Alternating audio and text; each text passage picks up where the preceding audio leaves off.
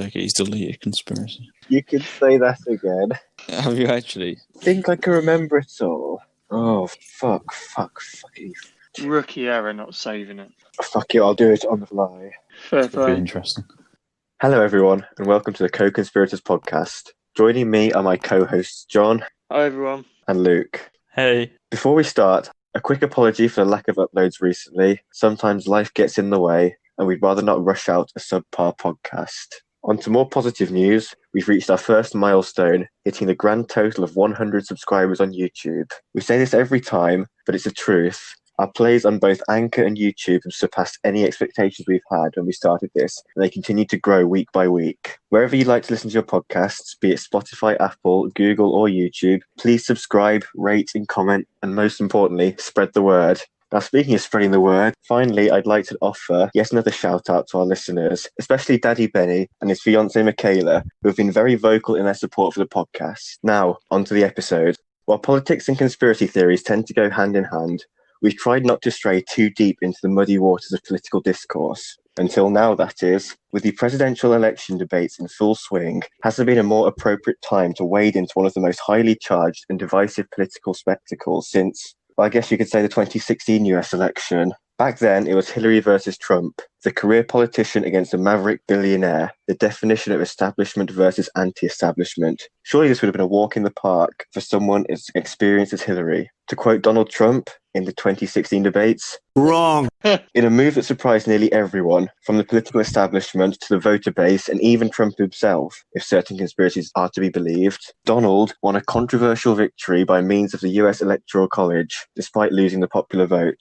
Fast forward 4 years and here we are again. In almost a repeat showing of the previous battle, Trump faces up against another establishment Democrat, this time in the form of 78-year-old Joe Biden. Can Sleepy Joe, as Trump calls him, succeed where Hillary failed? America certainly seems to think so, with Biden polling several points ahead of Trump with less than a month to go until voting. Could Biden be the moderate voice that unites the American population, or is he yet another deep state puppet out to serve the interests of big business and lobbyists? Whoever secures the presidency certainly has an uphill battle on their hands in the face of one of the most divisive political climates the country's ever seen. In more recent months, we've seen several shambolic public appearances from both parties, a debate with more interruptions in information, and a potential brush with death when President Trump himself contracted coronavirus.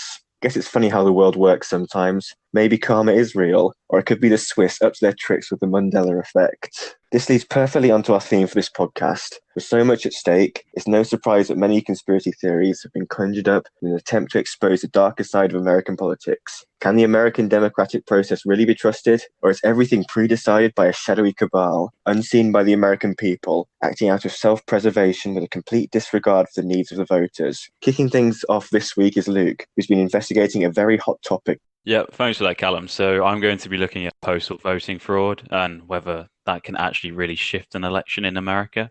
So postal voting is quite popular in America. It's also quite popular here in the UK, and it has actually been subject to fraud in the past. For example, local council elections in Birmingham in the 2000s were found out to be massively swayed by postal voting fraud. So someone had somehow managed to get 1,500 extra votes per ward, which is pretty ridiculous. So each ward had an extra 1,500 votes for a relative party, and that swung the votes in their favour, and they ended up winning the local council elections in Birmingham. Is this Birmingham, England, or Birmingham, Alabama? This is Birmingham, England, yeah. So as Calum mentioned, this is pretty topical. We've all heard Trump's claims that postal voting in the United States is vulnerable to fraud. Fraud, of course, that he claims the Republicans would never commit, but those up to no good Democrats would. The Democrats and Joe Biden have said that this fraud is impossible and unfeasible. However, even heavily pro-Democrat media have admitted the system is a farce. So due to obviously the current coronavirus pandemic, more Americans than ever are planning to vote by post. According to a recent survey by the Democracy Fund and UCLA Nationscape Project, 37% of registered voters are planning to cast their ballot through the post, ensuring a socially distant process. However, the same survey found more Democrat voters plan to vote by mail than Republican, 48% for Democrats and 23% for Republican. This big difference is largely due to Trump urging Republicans to vote in person due to the potential fraud from the Democrats in the postal vote. However, at the same time, there are also signs the US Postal Service will struggle to cope with the avalanche of election ballots.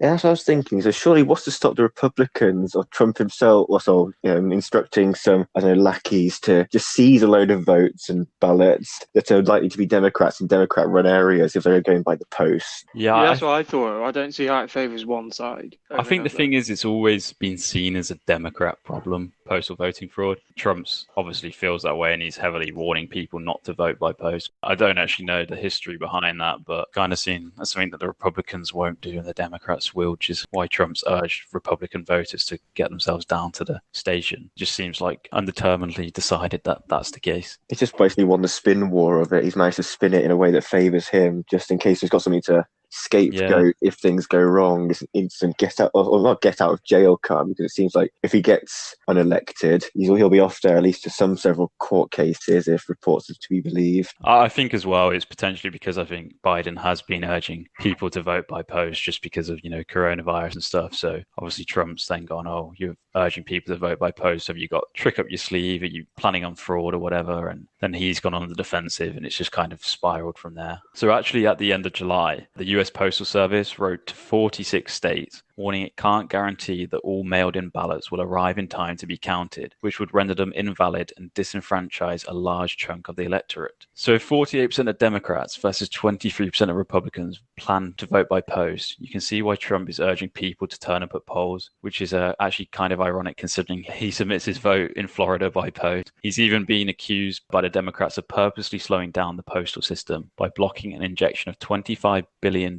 in emergency funds, plus an extra $3.6 billion to help it get through the election. Yeah, I saw something about that recently. I think the person who's been appointed as the head of the Postal Service, I'm not sure how correct my information is a big Trump supporter as well, blocking overtime and things like that. Well, I mean, if you've got like double the amount of Republicans who are willing to vote in person, then I mean, you have absolutely no incentive to help the US Postal Service get through the election. I mean, especially when if the ballots don't arrive in time, they don't get counted. So it seems pretty crazy that the system can be like that, but it's not very democratic, put it that way. I heard something about the way they're counting it this time, though, that they're going to be counting it over a number of weeks rather than just like on that one night. So I don't know whether that's to do with the Postal Service. I mean, I don't know, but I think at the same time, it still has to arrive by a certain time. Otherwise, you're like, oh yeah, where have these come from? Like, this could have just been posted like 3 days later or whatever. I mean, like in the UK, for example, any ballots have to be there at a certain time. Otherwise, they don't get counted just because, I mean, you have to have a draw off and it allows no time to tamper with it. Is that not a little bit of risk if you're very much politically switched on? You've already cast your vote, but your candidate has a massive gaffe that basically causes you to decide, I don't want to vote for them anymore, but you can't change your vote. So a bit of a risk anyway. So you could try and spin it that way, so don't vote for the public in case Joe Biden does something that you don't like, which is quite likely knowing Joe Biden. Yeah, but even if he did, how bad would it have to be for someone who was going to vote Biden to then vote Trump? It'd have to be serious gap. Especially some of the allegations he's already been accused of. Yeah, they're just going under the radar. Well, basically, it seems like Twitter and Facebook are managing to brush those under the carpet. I think his supporters are sort of willing to turn a blind eye or easily enabled in their turning of the blind eye. Yeah, and in terms of this whole postal system not being able to cope and Trump refusing to help fund it, Democrat voters have cottoned onto this and are spreading advice over social media to vote in person as well, if possible. So, that could get the numbers back into a more equal position between Democrats and Republicans who are voting in person. I suppose let's not forget as well that even voting in person isn't exactly secure. No matter how much you trust the democratic process, it's still open to being tampered with. Oh, definitely. Yeah, I mean, votes and everything. I think that's definitely an extra story for another day. I would say that postal fraud is definitely more likely to be tampered with, but there's nothing to stop going in person and that being tampered with as well. So even if you do it all electronically, you can have people hacking into the system and what have you. The Russians. Oh yeah. So the question is postal fraud in the US actually feasible? As I mentioned, Biden says it's not. Trump obviously says it is. And kind of both sides of the media, pro-Democrat and pro-Republican, do say it is feasible. But to answer it properly, a bit of background into how the US voting system works is needed, which is one of the most unique and, in my eyes, strange voting systems in the world. So many of you might already know this. Personally, I didn't know it in too much detail, but the system for electing the president, which was actually handed down from the founding fathers, so arguably a bit outdated and has never ever been copied, is often a two-man or woman contest by a method which can and often does see the election of someone who receives a minority of the popular vote which is slightly ironic for such a passionately democratic country. So each state votes to elect delegates to an electoral college, the number of delegates being proportionate to the population of the state, and then the college then elects the president. So victory for a candidate in a state, even if only by one vote, usually secures all the delegates for that state. Hence the likelihood of disparity between the national popular vote and the lineup of delegates to the college. A lot of people oppose the electoral college as they believe it can often give traditionally Republican states a lot of power. Take, for example, Texas. It's got a lot of delegates in the electoral college, I believe, and I think historically has always voted Republican. Yeah, I'd be very worried. I say worried. I'd be very, very surprised if Texas was ever to vote Democrat. Well, I think they wanted Bernie Sanders, didn't they? So take their guns away. So in the UK, for a bit of comparison, it's postal voting on demand. So you actually have to physically register for a postal vote. And traditionally, you only really use this if you have no other option. So you can't turn up in person. However, in at least 4 states in America, every registered elector is sent a postal vote, whether they ask for it or not. And also in the US, vote harvesting exists. And this is where community organizations collect and deliver sealed ballots. So, you got these community organizations, they could have any political belief they want, and they're the ones collecting and delivering sealed ballots. I mean, it's not secure, they can tamper with it. And I'd be very surprised if that doesn't happen. So the ones with the Trump flags just going straight in the bin outside the house. Yeah. And then also in the UK, there is arguably sensible rule that I've mentioned before that in order to count a postal ballot, it must reach the returning office by close of poll, which is usually 10 p.m. However, in the US, votes are counted if they appear to be postmarked before close of poll. So again, you can see potential tampering there, like just changing or stamping an earlier time and an earlier date and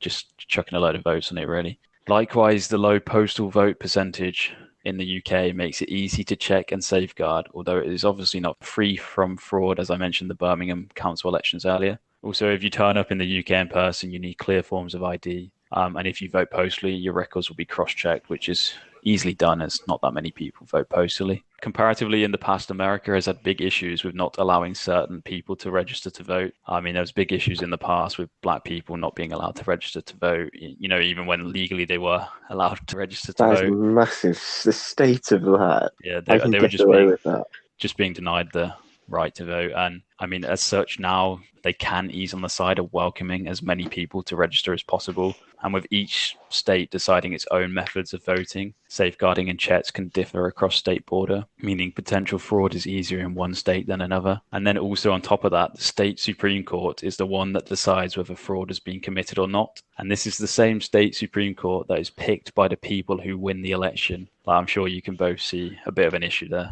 Yeah, there's a bit of controversy with the current or the most recent inductee to the state court as well, which... It's just crazy. The people who decided there was an election fraud are the people who won the election. Obviously, in other countries, this decision would lie with a non-political independent court. For example, when the postal fraud was committed in the Birmingham elections, it was decided upon by an independent court who found them guilty. It's almost like a self-fulfilling prophecy then. So could postal fraud actually make a difference in the grand scheme of things? So if the presidential election were a first past the post popular vote, significant fraud would be incredibly difficult and large numbers of falsified votes would be needed. You can imagine like a close election would probably have like 500,000 votes on the national scale. And I mean, that would mean you'd have to falsify over 500,000 votes, which is nigh on impossible. However, in the States, the election will turn on swing states, which will often come down to votes in smaller voting districts. There was obviously a case a few years back with the disputed votes in a small number of districts in Florida, which amounted to no more than a few hundred votes. But that ended up giving victory in the overall election to George Bush.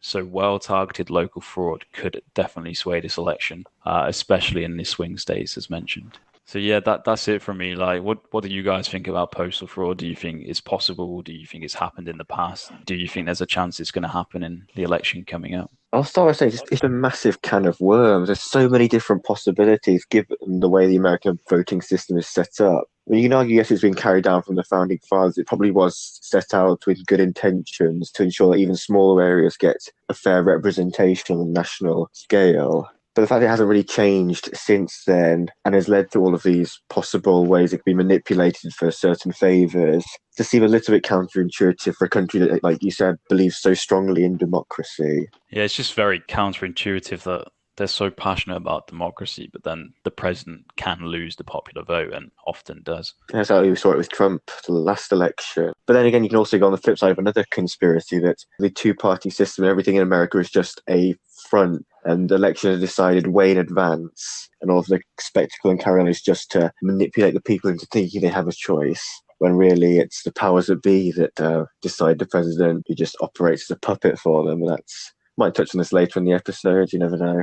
I mean, it's definitely an interesting thought, because even if that's not a conspiracy, there's certain lobbyists and certain companies that will arguably have power over whoever's in charge, like the NRA. Yeah. Obama obviously would have wanted to change gun laws in some respects, but I mean, the NRA is just too powerful and he physically couldn't do it. So there will always be certain policies, no matter what, no matter who's in charge. Yeah, it's all the same as Trump and the evangelical Christians. That he's clearly aligning himself to secure their vote. I don't think he actually believes some of the stuff that they do. You got to do what you got to do, really. It's just, I've never seen politics be so heavily charged as it is in America. Like, the fanboy, especially on the Trump side, wearing his merchandise at all times with flags in their front gardens, pickup trucks emblazoned with stickers. It just seems it's like levels of support.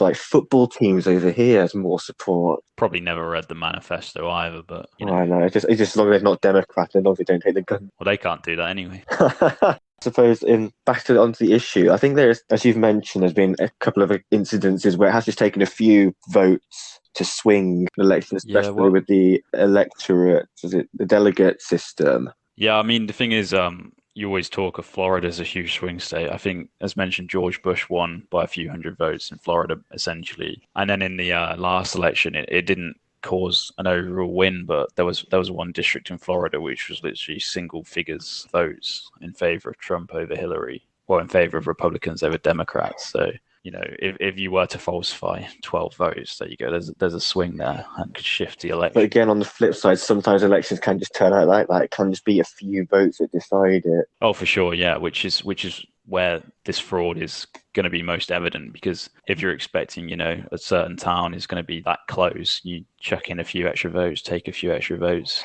away, like even only 20, and you can have yourself a win. Yeah, it'd be a bit different if it's suddenly a huge landslide in one favour. Then you could start looking, there's this check, they've been throwing votes away. But all these things that you have to take into account to even suggest or to try and provide a concrete answer whether it has happened and is going to happen in this election, this gets a solid, it's like 9 out of 10 on the conspiracy front. It's really interesting. I've never fully understood the American political system. Yeah, I mean, given you've got these kind of community organizations that will collect the votes, all it takes is like one of them in the entire country to be a bit dodgy, which, I mean, in any country, that's going to be the case. There's always going to be a group of people that are dodgy, and there you go, you've got fraud in some sense. Exactly. So they say no person is truly impartial. Even say people who are supposedly collecting the votes, especially if they're community leaders, and certain communities will have certain ideologies. But not everyone can take the moral high ground, you think, for lack of a better phrase. So I think for believability, it's a tough one. If you don't want to think that democracy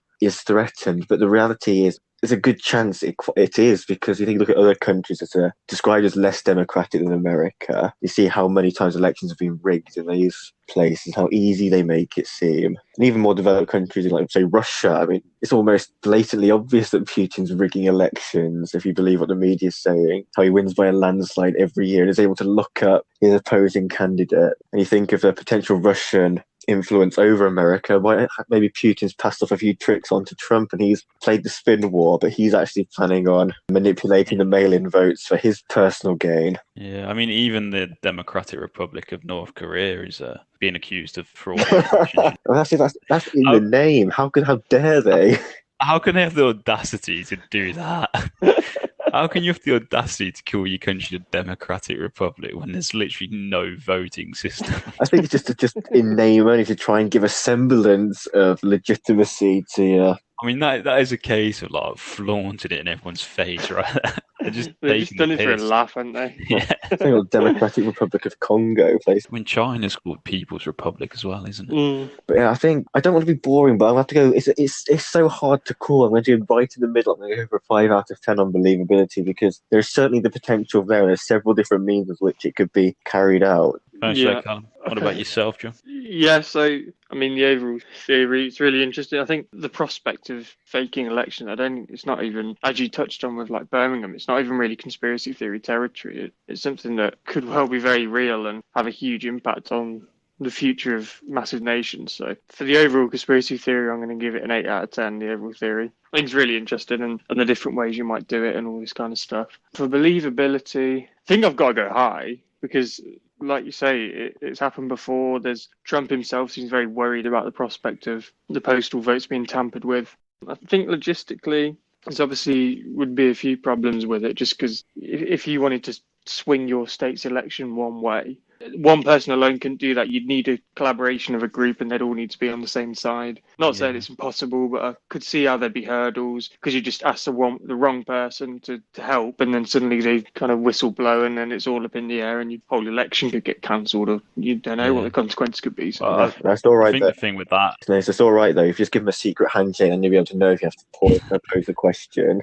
yeah, as well. I think on that point, I guess the people who are actually, because each state has its own kind of safety checks and how they like prove that you're really a person, because obviously postal voting can take place by people making up names and stuff like that. So, I mean, the people who decide the safety checks are arguably the people in power right now. So they might be willing to go and let like loads of randomers sign up. yeah, I suppose. It's just strange how they're not cross-checked or subject to more cross-checking. There's also like you create a load of different names from, say, your house, say 10 votes from your house, and have a few places in the neighbourhood do that when in reality you're all a bunch of one-person flat, and you're halfway on your way. No, that's right. I think it'd take too long, wouldn't it? You know Covent Garden in London? Mm-hmm. Yeah. There's like one small office in Covent Garden, London, and it's got about 10,000 companies registered to that office's address. Because like you can pay like a certain amount. It's not that much, and then you get given that address. So the company who actually owns that address have just sold the rights to like little bits of that office. So, for example, I got done by it. I booked like a cleaning thing, and it was like the offices in Covent Garden. So I was like, oh yeah, this is great. Like it's clearly a well-known company. Its offices in Covent Garden. Turned out they own like a centimetre of a carpet. They said that as their address, but Date of that. That's literal postal fraud, isn't it? So yeah, so believability. I think it's inevitable there'll be some sort of tampering. You know, the exact numbers that we get given won't be the exact numbers that were sent out for a vote. Just because things always get lost, and then I'm sure people always like you can read it wrong or whatever. And I'm sure there will be a few sly vote counters who turn a blind eye when they see it's stamped with a Joe Biden face in the top corner. But I think for it to be enough to sway the whole election, it would have to be a pretty grand operation, even in a swing state. So I think believability that there will be some sort of meddling in the votes, I'd go like a 8 out of 10. I think that the election would be won or lost based purely on the kind of meddling of votes. I'd have to go a bit lower. I think I'll go for a 3 out of 10. yeah, I think I agree with that. I think you'd have to get really lucky. First of all, the election would literally have to be decided on like one or two states, and then you'd also kind of have to guess like the district within the state that's gonna only have a few hundred votes in it, and then target that area. So it's hard. It's hard to do to actually gain anything from it. But I think I agree with John in that some meddling of some kind is actually very likely to happen. So in that sense, I'm going to score it quite highly as well. I'm going to go for an 8.5 out of 10 that some kind of vote meddling will happen. Because I mean, like even me or you could do that if we wanted to. So some meddling can definitely happen. You know, I was out in America for a bit. I can register myself to vote, no doubt, in some way. And someone cross-checks it, they'll see that I lived there once upon a time, so I can get my votes in. But yeah, I think it's very hard and very unlikely to sway the actual vote. As mentioned earlier, for the Birmingham one to be swayed, they had to get an extra 1,500 votes in each ward, which is absolutely ridiculous. I mean, I have no idea how they managed to do that and go unnoticed at the time, so fair play to them for that. I've got nothing but respect. If you do win an election like that, graft pays off. I think you deserve it. But yeah, it was an interesting one for sure. But so you got a conspiracy for us then, Calum? I do indeed. So buckle up for this one, I think. So I'll start by saying, just like his shadow, controversy follows Donald Trump wherever he goes. And like the president, my conspiracy theory has been making the headlines for all the wrong reasons. Before I begin to explain why, I'll pose you guys a question. Does the word QAnon mean anything to you?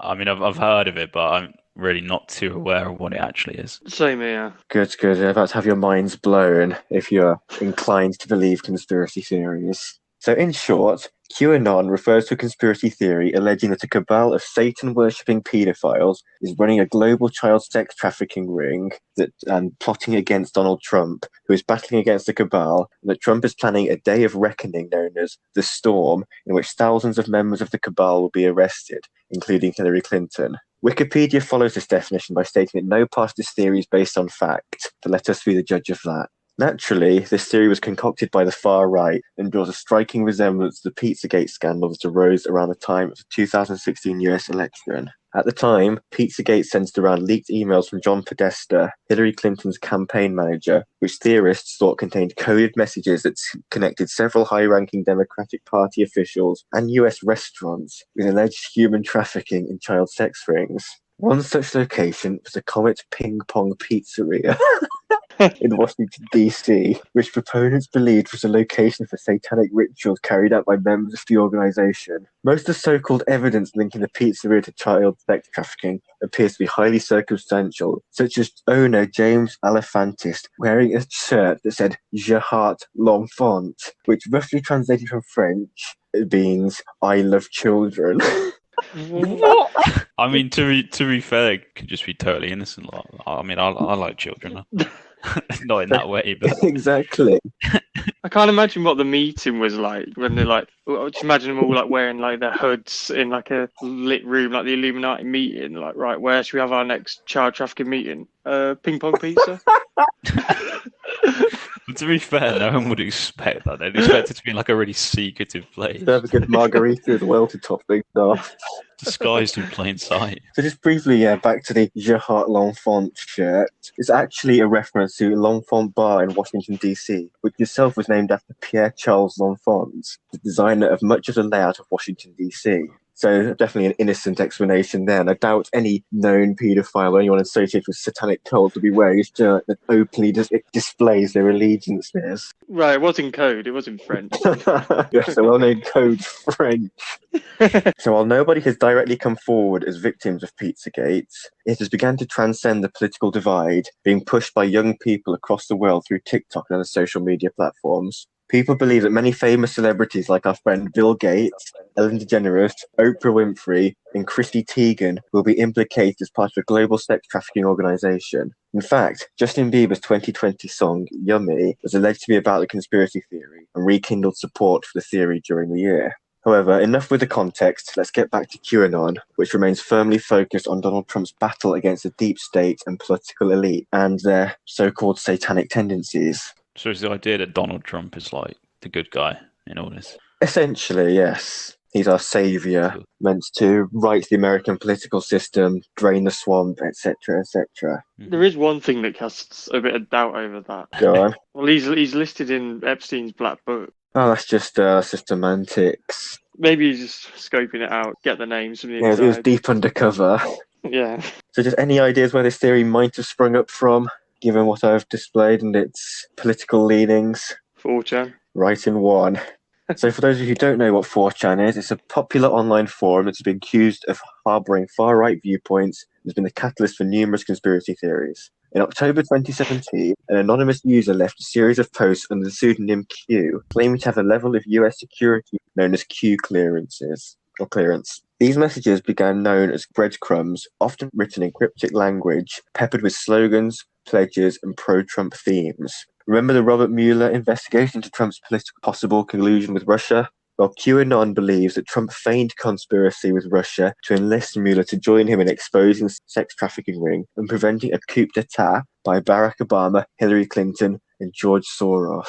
So at the moment, it does seem just to lump any high-profile political donor figure all into one and just throw it at the wall and see what sticks with regards to a crusade against President Trump. And this theme continues with other claims contained within the Q drops, including allegations that North Korean leader Kim Jong-un was installed by the CIA as a puppet ruler, and that German Chancellor Angela Merkel was Adolf Hitler's granddaughter. I've heard that one before. That's a classic, though. Has she got any Argentinian blood in her?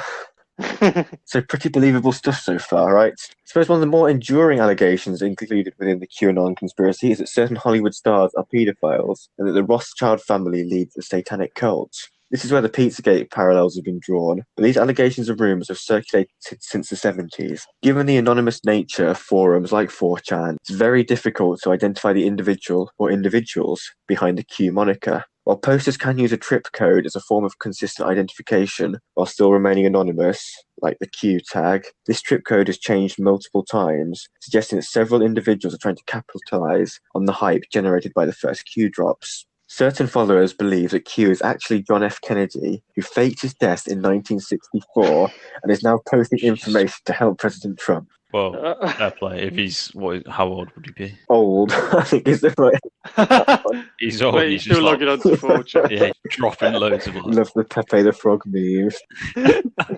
He's like, for fuck's sake, guys, stop posting Pepe. I'm just trying to give you some fucking information. Use this information, stop memeing it. Well, interestingly, the phrase adopted by the QAnon followers as their sort of war slogan, which is "Where we go one, we go all," was written on a bell found on Kennedy's sailboat and has been used deliberately or inadvertently by several of President Trump's aides, including the former Lieutenant General and National Security Advisor Mike Flynn and Trump's son Eric. I didn't expect to reference my conspiracy from last week's So Soon After, I say last week, from the last podcast, So Soon After, but the theories and individuals who support the allegations involved with QAnon have also been the subject of much psychological analysis. For those who haven't listened to our Science Conspiracies episode, I discussed the psychology behind people's belief in conspiracies, which rightly or wrongly allege that people who actively support conspiracy theories are more likely to be socially isolated, lacking in agreeability, and prone to narcissism. Perhaps unsurprisingly, given the controversy contained within the QAnon files, this analysis carries over once more, with experts deeming QAnon's appeal to that of a religious cult.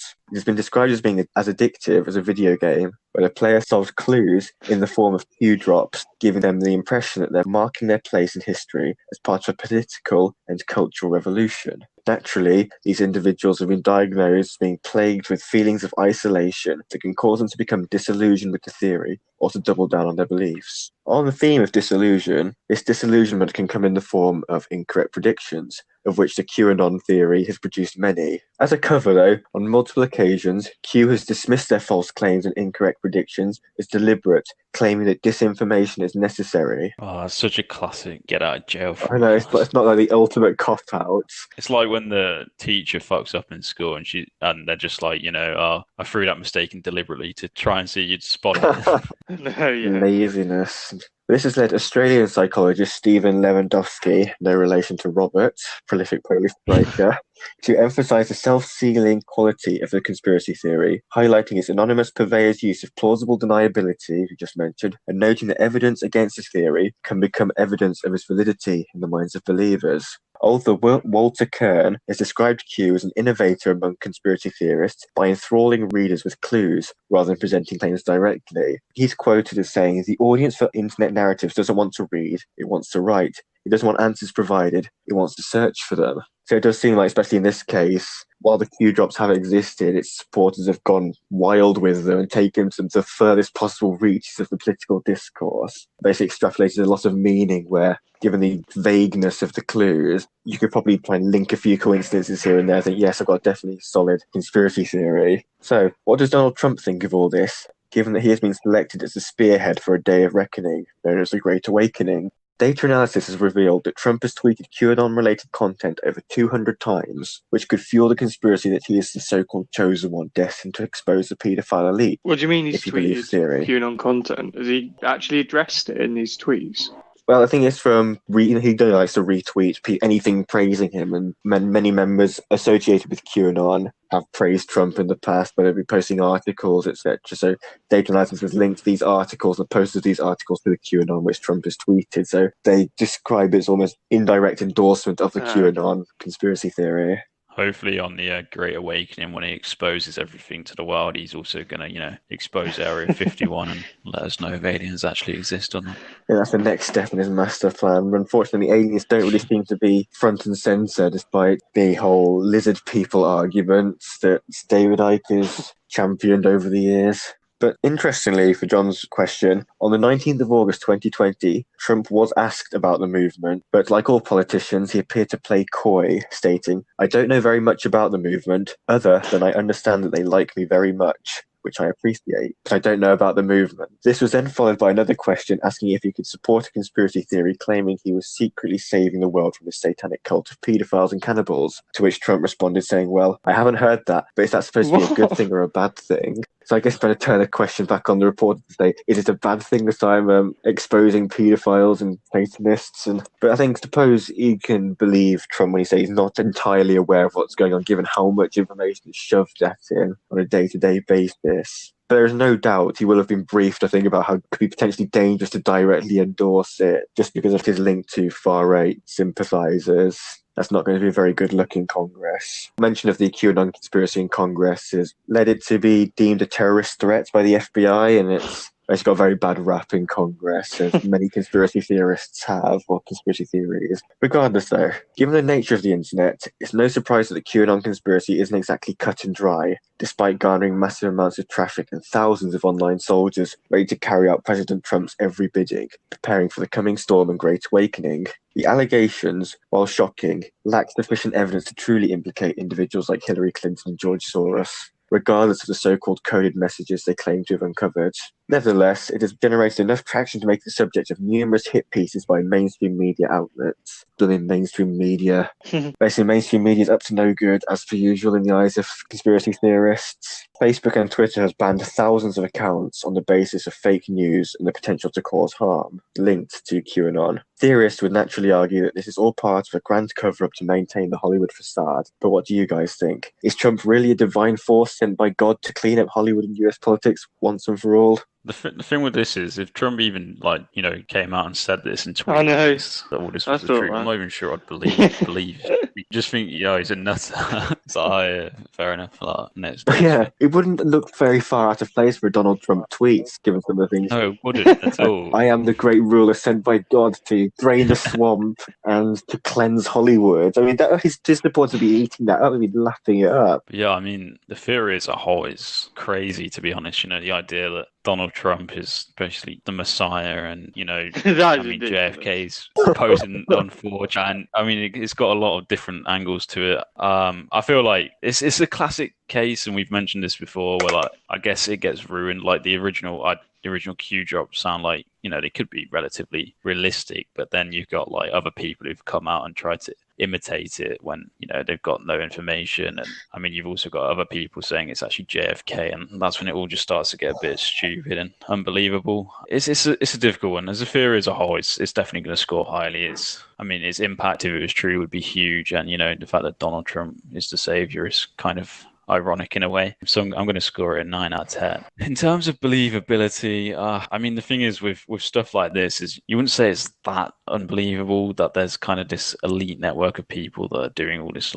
horrible stuff, and they're the people in power. It's a very wide theory that you see crop up time and time again. Yeah, it's always a theory that refuses to go away, no matter who's in power. See that thing, it would score relatively high, but then when you throw in the fact that Donald Trump is the savior and he's going to expose it all, that's when it starts to get a bit less believable for me. Because as John mentioned, there's a big kind of elephant in the room that he was definitely involved in some way or another with Jeffrey Epstein. So yeah, there have been numerous allegations against Trump, not just from Epstein. Yeah, so if anything, he'd probably argue that he's part of this ring and someone needs to expose double agent, him. perhaps. So you never know. I mean, it would be pretty funny if on his last day of office he just comes out and says this stuff, and I mean, no one would believe him, but it would be interesting. So I'm going to score it quite low. I'm going to go for a 2.5 out of 10. I'm afraid. No, that's completely understandable. Like you, John. Overall, it's kind of got everything, hasn't it? As a theory, got the whole this group of elite devil worshippers and paedophiles, whatever, running the world. That's always a classic. It's always a good base. And then you add in Donald Trump being this sort of leader of exactly playing like a Severus Snape role.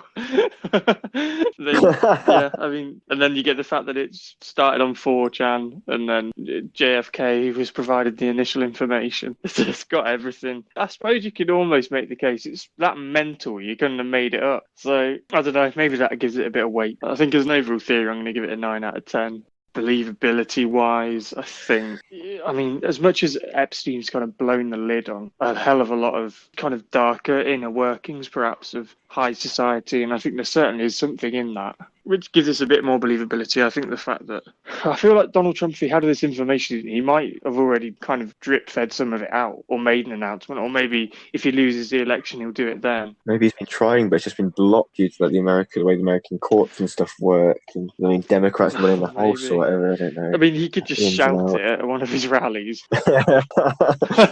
He actually sent it in the post.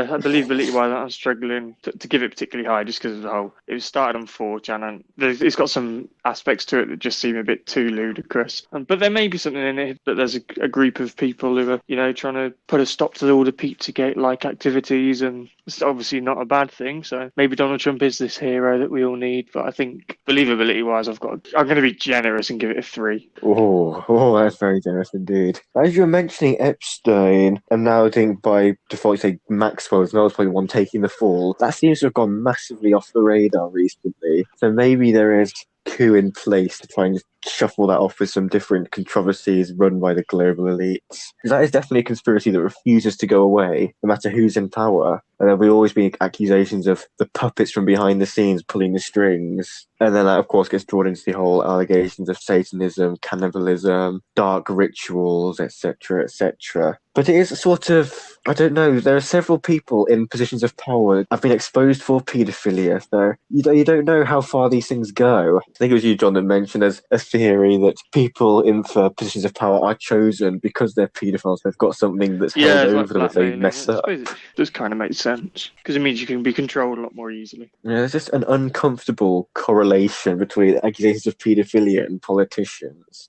But that's an issue for another time. Let's get back to Donald Trump and his divine crusade against the dark and degenerate swamp that is American politics. It does sound all very much like a brilliant film if you could somehow get all the pieces together. All these anonymous information drops being leaked from rumour from Q clearance levels of American security. People seizing upon them, spreading the word, waiting for the day of reckoning where Trump comes down from the skies to just wreak havoc on the American politics as we know, sending Hillary to jail finally, along with George Soros, the Rothschilds, etc. Everyone who's stood against him in any way, shape or form.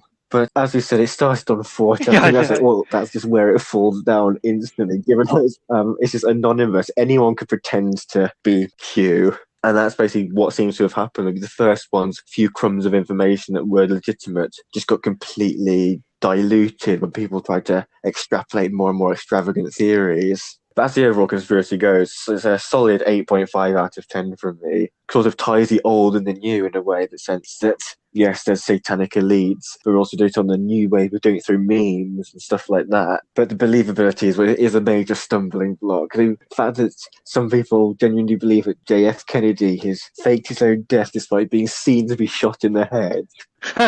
J.F. Kennedy, I've never heard of. That's how he's naming himself now since his faked his death. You mixed his name, yeah. Kennedy.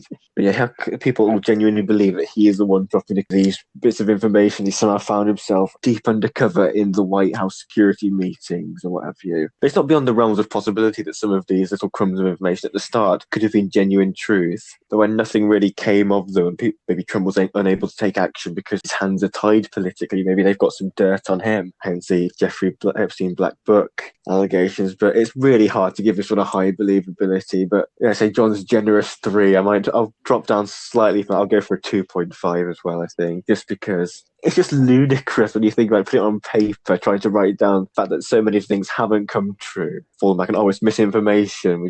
It's an interesting concept, but I think it's a concept at that. And to suggest that Trump is the one to be our saviour is a very worrying scenario, no matter what your political leanings are.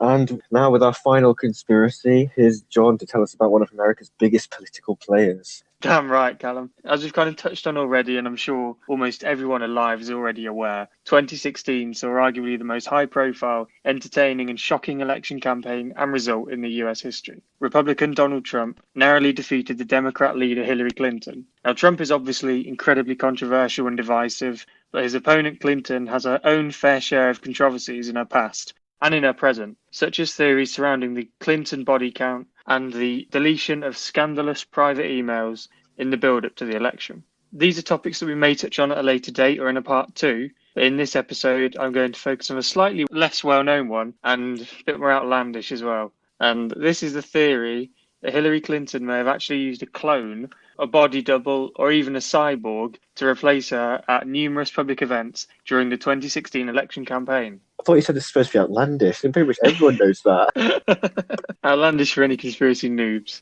Okay, so in September 2016, Clinton collapsed at a 9/11 ceremony in New York, and it made global headlines and fueled rumours about her health. A major aspect of these rumours were the claims that the then 68-year-old Hillary was actually using a body double where possible due to her ill health. The famous footage of her collapse shows her being held up by aides and Secret Service agents before losing her footing altogether and falling whilst getting into a waiting car. Following the collapse, she was taken to her daughter Chelsea's apartment to recover, and her official team stated that she was actually suffering from pneumonia which caused the fall. In typical fashion, Trump also pounced on this footage, using it as proof that she wasn't physically fit enough to be a president, much as he is doing in the 2020 campaign, referring to 78-year-old Joe Biden as Sleepy Joe. Good meme, to be fair. It is. It's a good tactic. That's one thing he's really good at. No matter what you think about him, he knows how to nickname his opponents in derogatory ways.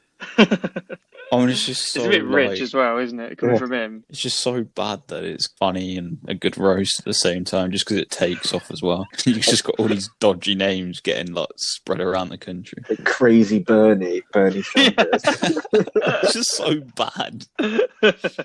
Okay, so somewhat surprisingly, soon after the fall, Clinton was seen waving to reporters as she left her daughter's home, insisting she felt absolutely fine and healthy. It also has emerged that Clinton's team deliberately avoided taking Hillary to hospital in order to conceal details of her medical treatment. According to the New York Post, Clinton was heading to hospital following the collapse, but then detoured to her daughter's house instead. This new route was designed so that Clinton wouldn't be seen by medical workers who could leak any details to reporters. Naturally, it was only a matter of time before conspiracy theorists began to speculate that Clinton's fast recovery was actually due to the use of a body double. The world's media was quick to react, and the hashtag Clinton's body double even began trending on Twitter. This is 2016, right? This was 2016, yeah, so just before the election that she was running as part of. I mean, they cloned Dolly the sheep in 1996, so I've got no doubt that it's humanly possible to do.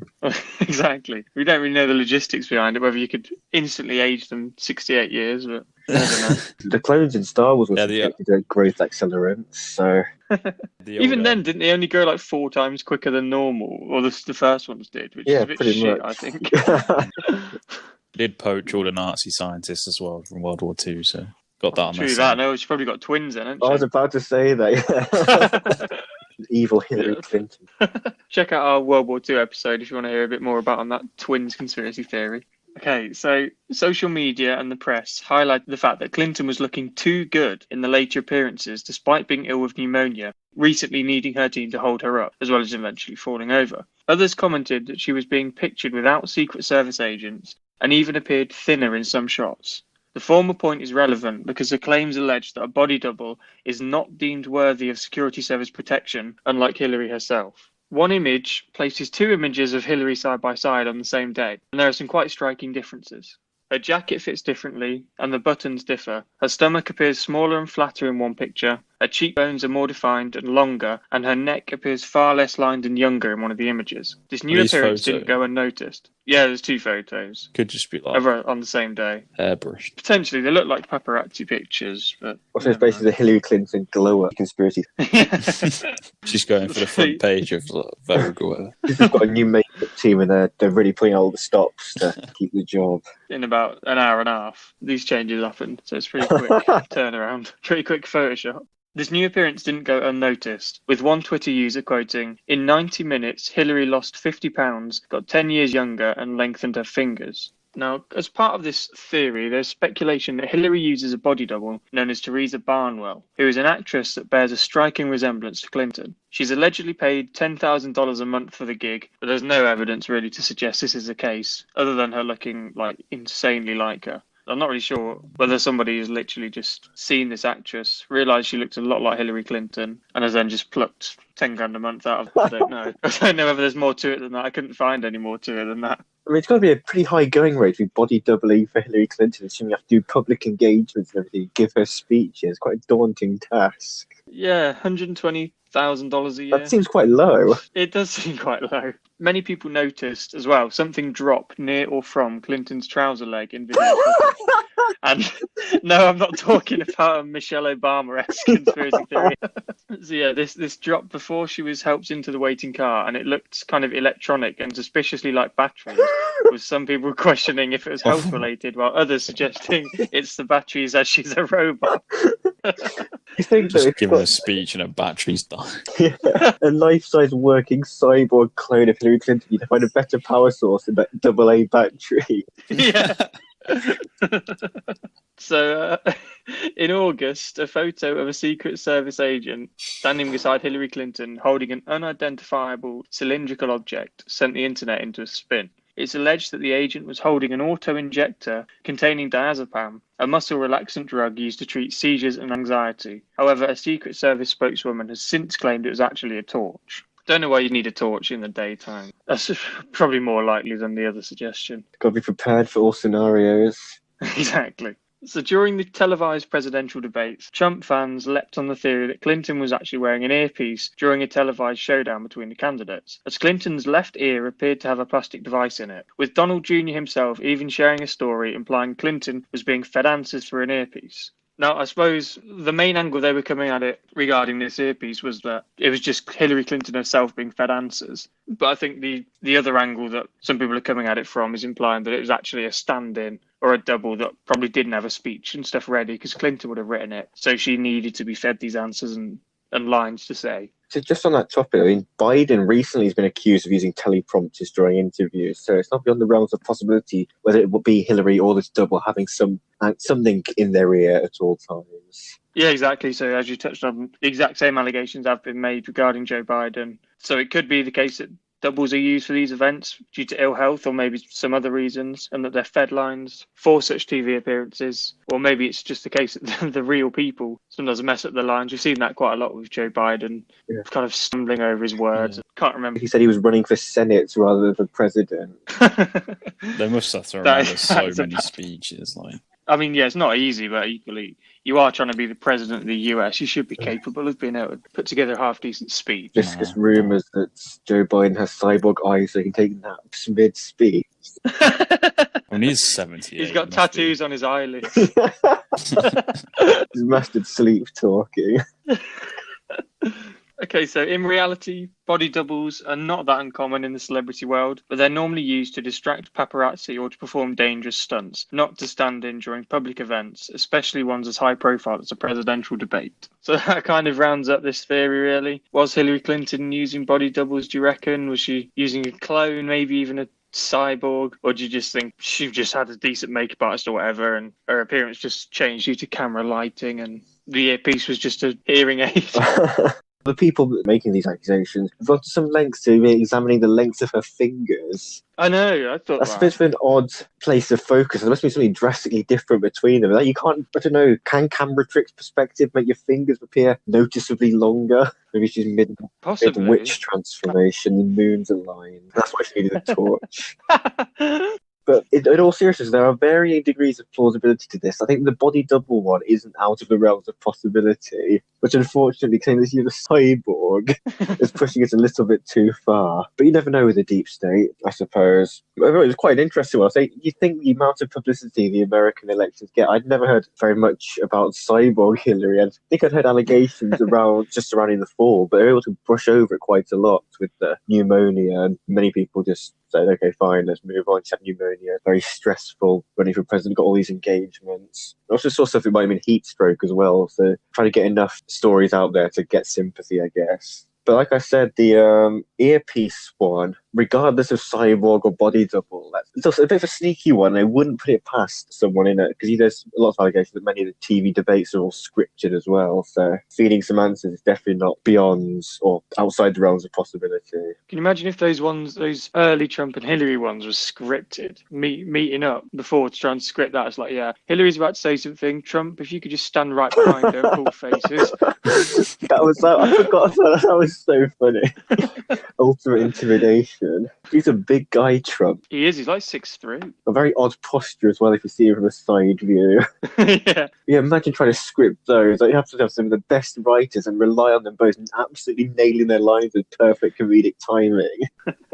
Couldn't get that with Sleepy Joe. No, definitely not. But for the rating, I think as a conspiracy, again, I really enjoy this. I do like from the more seriously outlandish, it just shows how broad conspiracies can be. And no doubt there are some people who absolutely believe that Hillary is a cyborg. It still is to this day. They even managed to replicate the aging process. And even now she looks very different to how she appeared on stage and throughout the run of the presidential election. So I'm going to give this one, I'll give it a solid 8.5. I really liked it. I suppose as you could expect, believability might take slightly more of a dip.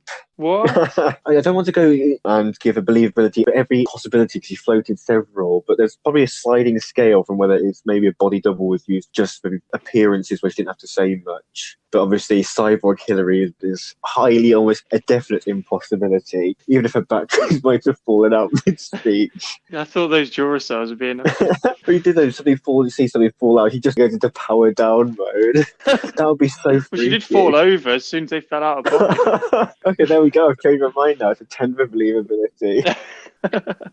In all seriousness, I'm going to go for maybe a slightly generous 4, just based on the body double one has got more of a logical belief behind it. Yeah, I think that's fair enough. Luke, what do you reckon? Well, I mean, I'm not too sure a 4 is fair enough, but it's a fantastic conspiracy. It's funny and to some extent is some believability and it's got some evidence to it, so it's a really good one. And just for the scale of it as well, being part of such a big event, I'm going to score it an 8 out of 10. In terms of believability, I don't think it's out the realms of possibility. Like John mentioned, celebrities have used body doubles to avoid paparazzi or whatever. I think that can go potentially some way to explaining why she might look different in different photos. I think as well, depending on who produced the photo, they will airbrush it, they will add makeup, change facial features, especially if it's her own kind of campaign. You can imagine, like in the UK, I don't even know which paper's which, but like for example, if one paper's very pro Boris Johnson, they might make him look kind of fitness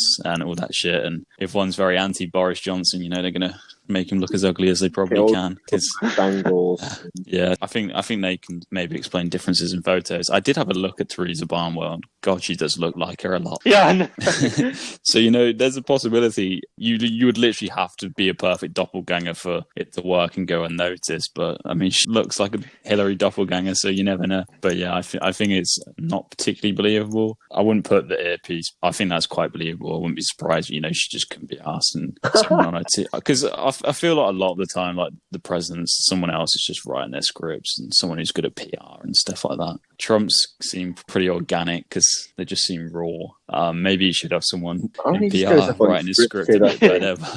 But no, I wouldn't be surprised because Hillary wants to present herself well. She's against a guy who's just so, out the box that when she replies to him, she probably wants a decent reply because when he just throws some crap at her, I mean, maybe someone backstage with some quick thinking can help her out. But yeah, I mean, the fact she's a cyborg and a body double, I'm going to go for a 2 out of 10. Boo. Boo indeed. No, but I think I will echo the thoughts of you two. I think I do find it suspicious if you see those two pictures of her side by side, sort of an hour and a half apart. There are some quite striking differences. She looks a hell of a lot healthier, and I didn't actually pay attention to the length of her fingers, but that seems like something you couldn't change in an hour and a half. So I think the body double thing is probably quite likely. In events like that, she's trying to put on a facade of being healthier than she is or whatever. As for the rest of it, I mean, some batteries did fall out of pocket and she did immediately collapse. That's probably about as far as the proof goes on that one. And then the earpiece, perhaps. I think it's definitely unlikely. So, yeah, overall theory, I found it funny to just research. And there was some quite good information on it, I thought, in the end. So I'll give it an 8.5 out of 10 for the conspiracy. Believability-wise, like you touched on, I think the earpieces is probably almost certain that they have these earpieces just in case they forget what they want to say or they hear some new news come through that might swing the debate and they can get it straight away fed to them through the earpiece. So, and I think the body double bit is also quite likely that they'd be used, maybe not for a speech or a public appearance, but... Yeah, because if that got out, they use a body double for a speech, you'd lose all credibility. Yeah, you just lose the election, wouldn't you? Yeah, it's a risk. Perhaps a risk worth taking if you're on death's door, but other than that,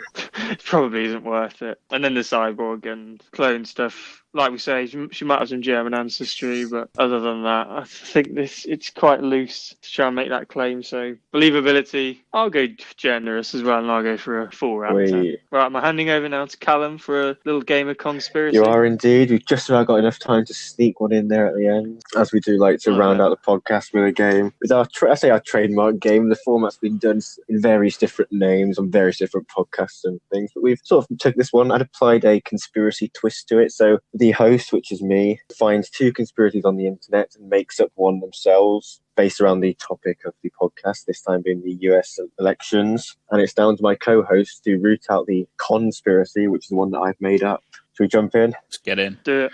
Right, so kicking off, number 1, the deep state wants to possess the next US president with Osiris. For those who don't know, Osiris is one of the ancient Egyptian gods. And a bloody good car on GTA 5. Absolute goat car. Number 2, Hillary Clinton was on steroids for the majority of the 2016 election campaign. Ties in some way with John's, actually. It does, yeah. Explains the big muscle gains as well. In the 1.5 hour difference between the photos. Yeah. Number 3, the French actually control US politics. Throwback to If you said the 1776. Swiss, then that would be definitely true. Okay, do you want to elaborate on that? I mean, I've got one already that, it's throwing me off. One that I've definitely got in my mind, but I want to hear some more info. Any in particular I start? Just go through from 1 to 3. Just go through. 1 to 3. Right, so the first one, which is the ancient Egyptian-based one, there is a lot of ancient Egyptian symbolism across Washington, D.C. And Washington, D.C. is also the home of the House of the Temple, basically the HQ for the Freemasons. So in this House of the Temple, there are Masons who perform the raising of Osiris ritual during a presidential inauguration in hopes that one day Osiris will take over the body of the new president and become the Antichrist of the world that will lead the way to a Novus Ordo Seclorum, or New World Order. One thing I will say about this is I know from going to pub quizzes with Calum, he's a big mythology fan and it's close to his heart. So He is. wouldn't surprise me if he's made this one up. Yeah. Had one blinding round of Greek gods and it's stuck ever since. Surprised even myself. On that one, did you say they're just kind of hoping it happens? Well, they're performing a ritual, be it satanic, Masonic, etc., Egyptian, to try and usher in a new world order, which is basically what everyone believes the aim of deep state is, to one world government. And they believe that if the new president becomes Osiris, that'll speed things up a bit, I guess. I've never heard it linked to the Egyptian gods before, but then I've never looked too much into it. Why have they waited till now? Apparently they do it every presidential inauguration, just hasn't really worked yet. Fair play. Next one. So, number 2, of course, a little bit of crossover with John's, with Hillary Clinton on steroids. So essentially this rumour was started by, I think President Trump definitely referenced this along the campaign trail, but it was after Hillary's tumble at the 9/11 memorial, which was passed off as pneumonia, heat stroke, etc., leading to Trump saying in the debates that Hillary doesn't have the stamina to be president, falling over after having to stand still for a bit. Not very presidential. We've seen Trump use a steroid argument for with Biden, thinking that he's on some performance-enhancing drugs to get him through his speeches. Mm-hmm. And basically that is also all there is to it. Pretty much is what it says on the tin. Hillary's on steroids, and they use that to make sure that she appeared fit and healthy for the remainder of the campaign, so Trump didn't have any more ammunition to use against her. Because if she collapsed again or forgot her words badly, just appeared weak and frail, that's it. Trump won, basically. What about the pesky French then? Yeah, so as you mentioned, 1776, in the battle for independence, the French did play a big role in the economic and militaristic fortunes of the Americans. And that's a certain level of influence has continued throughout years, and many influential figures, like including Napoleon himself, being heavily involved in American politics. Take a slight left turn with the individuals I'm about to reference who are allegedly controlling this most recent president, President Trump. So have any of you heard of the Bogdanov twins? No.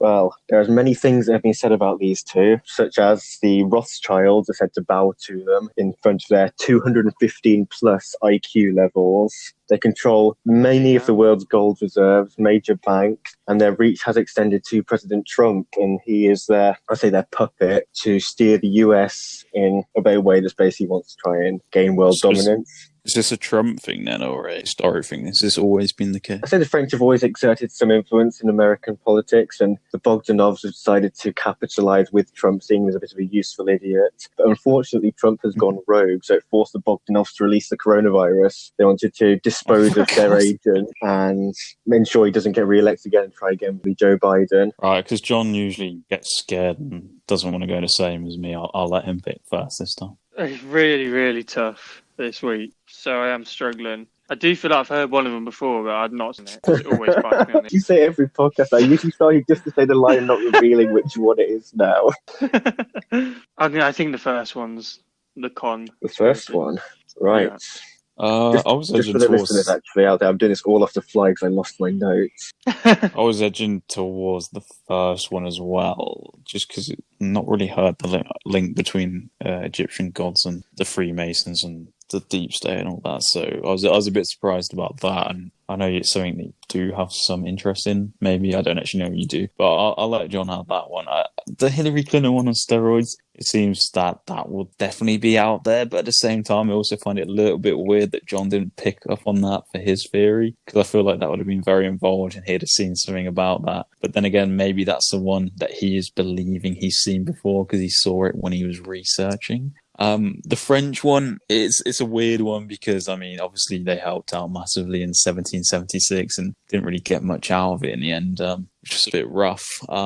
I mean, you went into a lot of detail about these Bogdanov twins. I mean, it sounds Russian to me, so I'm going to go with that one for the conspiracy. That reason alone. I think they were He's Bald's European son. They are French citizens. They are real people.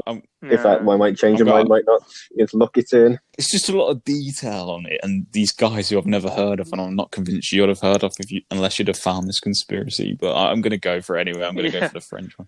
Right, then. I can say that conspiracy has fooled one of you, and one of you has correctly identified the conspiracy. And this week, Luke has done well to trust his gut. The Bogdanov twins are a hoax. Are they real people? Because they have a very distinct appearance, I'll say this. And they are subject of a massive meme to do with like cryptocurrency and other such online things across Reddit. So who are they? Started off as French TV presenters and presenting science-based programs, perhaps even some conspiracies. And I don't know how they got caught on as a meme, but their faces have a very distinct appearance, which might have been accelerated with plastic surgery. So they're basically unrecognizable from how they originally started out to look. There's one iconic photo of them with them holding a phone. It's basically implying that they have the control over everything. So I can just picture on a French version of this podcast them coming up with conspiracies where John Tickle's running the world. But yeah, they are the subject of many memes. I just thought I'd try and compile a load of conspiracies, throw it at the wall, and hope that it's taken so many different elements. It's got to be true. Someone out there believes it. But a couple more fun facts, just because I've got the page up. The Bogdanovs will apparently bankroll the first cities on Mars, with Bogdangrad being the first city. Oh, God. They own nanobot research and development labs across the world, and you likely have Bogdabots inside you right now.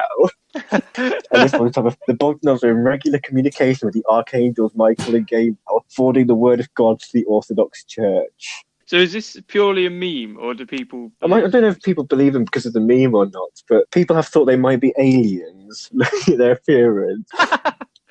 Yeah, well, you haven't seen them yet. You're in for a treat, I think. And I'll leave it with that little bombshell there, and we'll wrap up the podcast. It was a good game of conspiracy, some good, interesting guesses. Unfortunately, John can't trust his guts, despite listening to it every single time. I think he just completely disregard if he thinks he's heard it before. Obviously, that's a signal of this is the absolute wrong answer. I think I've got a worse record than if I just went like A every time. But yes, that wraps up our US presidential election conspiracies episode. We apologise, there's been a bit of a delay between episodes. We've been quite consistent with our uploads up until now, but sometimes just life does get in the way. But we do want to go first, we said at the start, quality over quantity. And we believe this is a very high quality episode and very topical. So, that's all from us. Goodbye and keep challenging the status quo.